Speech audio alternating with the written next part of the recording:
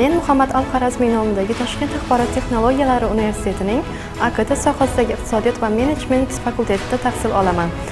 Bugun ochilgan O'zbek tili markazi biz uchun xorijlik talabalar uchun juda quvonarli bir voqea bo'ldi. Sababi biz o'zbek tilini agar yaxshi bilsak, yaxshi o'rgansak, o'zbekistonlik do'stlarimiz bilan yaxshi muloqot qilamiz va darslarni o'zlashtirishimiz juda bizga oson bo'ladi. Biz nafaqat til emas, balki O'zbekistonning madaniyatini va milliy an'analarini o'rganamiz. Biz uchun bunday imkoniyatlarni yaratganlarning hammasiga katta rahmat aytamiz va kelajakda o'z mamlakatimiz va O'zbekiston o'rtasidagi do'stlikni rivojlantirish, hamkorlik va do'stlikni rivojlantirishga o'z hissamizni qo'shamiz degan umiddaman. O'zbek tilini o'rganish biz uchun muhim. Tilni bilsak, darslarni yaxshiroq tushunib olamiz. O'zbek do'stlarimiz bilan bemalol gaplashib olamiz. Eskidan tilni o'rganish oson emasdi, lekin asta-sekin hozir o'rganyapmiz.